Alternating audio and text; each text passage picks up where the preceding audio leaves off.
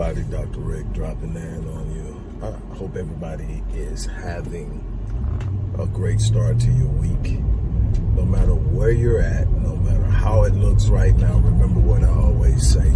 If you're still breathing, you're still in the fight. You're going to have to forgive my voice. It's been a busy day. I've had a lot of work to put in with content and with sessions with my clients.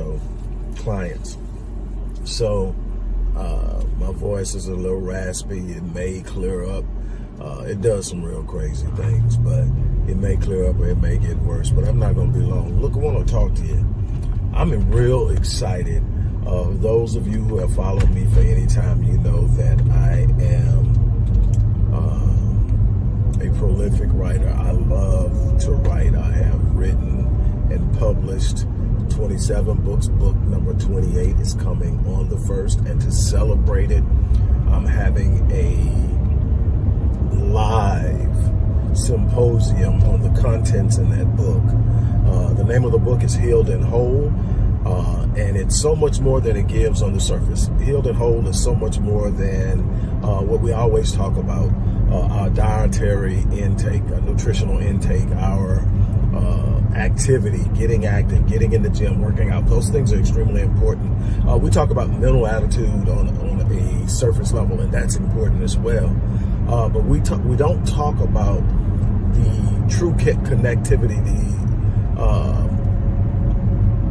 the connectivity between the environment and our health, the ability of our mind to create an environment, even in situations where things aren't going well, how we can literally use our mind and our thinking to alleviate chronic stress. Chronic stress is one of the most devastating forces in overall health outcomes. I started over 30 years ago researching generational trauma. It was predominantly along the lines of what traditional blacks in America, the foundational blacks in America, are the descendants of slaves, and how that played a role. Slavery played a role in certain behaviors, in certain situations, certain deficits that were consistently evident. And it was to combat the argument that it had been 100 plus years. Back then it was 120 years. Now it's been 100 and almost 40. But it was to combat that and to say, okay, this is why. And while it isn't an excuse, it explains some things, and these are the things we're going to have to deal with if we're ever going to get to a certain space. And to address that, well, along the lines, I found epigenetics, and epigenetics introduced me into adverse childhood experiences, and all these things introduced me to how our environment impacts our overall health outcomes. I learned that our environment and how we experience it has more of an impact on diseases than, for instance, cancer, than carcinogens or diet. Stress attacks the autoimmune system. Stress attacks the genes and how they function. Stress interferes with how our genes are able to decode and transcribe our DNA for the purpose of fighting off sicknesses, for the purpose of reproducing healthy cells. All of these different things come from the ability of genes to decode, transcribe, interpret, and execute what the DNA tells it to do. And this goes on for a lifetime. And the more we encounter stress, the less efficient these particular genes work. And what will happen is stress can literally downregulate healthy genes like autoimmune genes or your immune system genes, and what will end up happening is it'll upregulate disease genes that are going to make it more likely that you develop some form of illness, whatever that illness is, and it reduces the ability to fight off all types of sicknesses. And this happens strictly based on environment. And so what I found was initially disparaging, because it's looking at all these things, and we've been through it. You can't take it away. We've been through it. We're living it. A lot of us live it every day.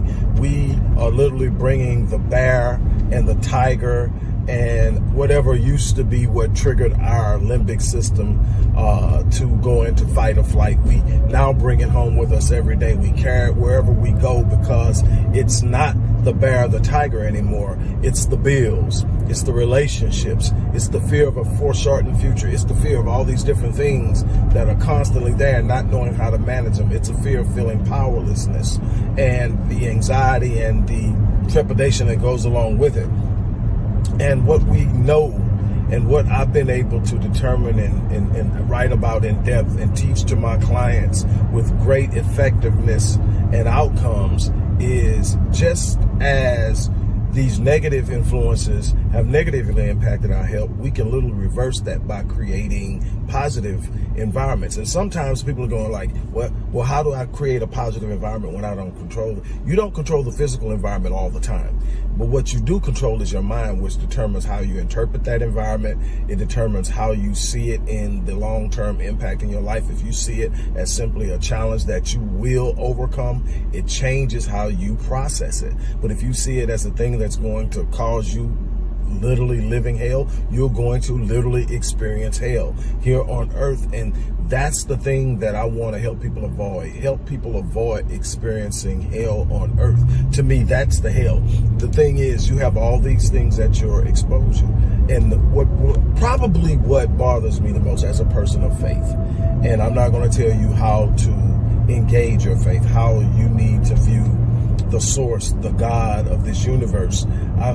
That's not for me to do right here. What it is to say is, you cannot have a faith in something so powerful and consistently act so helpless. I hear people of faith talking all the time, and then about how much they believe in God, and then worrying and stressing and be anxious for nothing, and everything by prayer and supplication make your requests known unto God, and the peace of God which surpasses all understanding will guard your hearts and minds in Christ Jesus. And then it goes on to tell you, how do you do it? Meditate on that thing that is pure, that thing that is lovely, that thing that is of good report, and on and on. And it's telling you to do these things, and it tells you that when you focus on that, and what we realize now is when we focus on the good things and not the bad things, we elevate the frequency at which we operate. Our thoughts have frequency, our emotions have a frequency, and this frequency is directly conducive to the type of health we're going to experience. If I'm constantly angry, if I'm constantly stressed out, if I'm constantly worried, if I'm constantly afraid, all of these create a very low frequency around 200 hertz or lower. And it is directly correlated with poor health outcomes. It just is. This frequency, once you get up to around 460 hertz, all of a sudden things change. And we know now that we can create these environments even in difficult times. It's not the times that creates the frequency, it's the interpretation of the time. It's the processing and the framing and the contextualization of the time. We're now learning that we can literally create environments by the way we think, by the way we manage our thoughts, by the way we manage and regulate our emotions. We have far more power than we believe. What does 2 Corinthians chapter 10, 3-5 tell us? It says, though we walk in the flesh, we do not war according to the flesh, for the weapons of our warfare are not carnal, but they're mighty in God for the pulling down of stronghold, casting down arguments and every thing that exalts itself in the knowledge of God, bringing every thought into captivity. Bringing every thought into captivity, casting down arguments. The old folks used to do it like this. You would say something that they didn't agree with. You would speak something into their life that they didn't want to accept. They didn't just sit there and go openly. They sit up there and openly rebuked it. They openly spoke against it. They sit up and cast it down. That's casting the argument. The way they did it says, I rebuke that. And they would, and if you come from a Christian background, say, I rebuke that in the name of Jesus. What they were saying is, I'm not accepting it and I'm speaking against it. Because what did Eliphaz tell Job when he was having his issues and going through the things he was going through? He said, you shall declare a thing and it shall be established for you, and the light will shine upon the path so that you may have good success. What is it saying? Saying you have some power outside of what you are seeing. And then what does it say about faith? Faith is the substance of things hoped for, the evidence of things not seen. You're focusing so much on what's seen, you're failing to look at what's not seen, what's possible when you set your mind to it, when you start to declare, when you start to believe, when you start to move towards things. That's the things that we need to be looking at. Those are the things that we need to be standing on.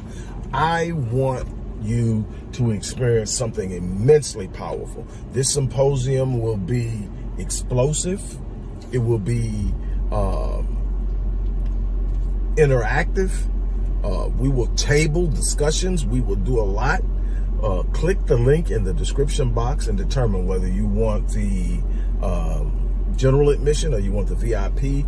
The differences will be explained, but one thing I can tell you is the first 20 people, we already had a few sign up, but the first 20 to sign up will get a free rapid transformation session with yours truly. And that is a $550 value at absolutely no charge. So you're already ahead of the game if you sign up for either one, the VIP or the general admission. But VIP, you're going to get 3 sessions with yours truly.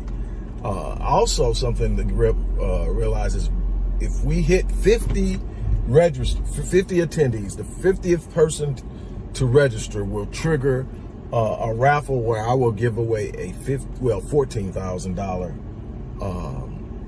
platinum package. I'm saying 15 because that's what it's going up to in July. $14,000 package. That's a 12-month, 52 session, raw, intense engagement with yours truly, where we literally walk step by step to get you to where you're trying to go. And I have an immensely high success rate, over 99%. I get the job done. And so that's the opportunity. Show up, be there, be present. I promise you, your life will change. In that 90-minute time frame, you will not leave the same. Ask anybody that's ever attended any one of these events I've given, whether it's been live and in person, live on some form of virtual experience, they will tell you, you will not leave the same. I want to see you there. On that note, I'm out of here. As I always say, I live my life on full so that when I leave this place, I die on E, and I'm challenging you to do the same.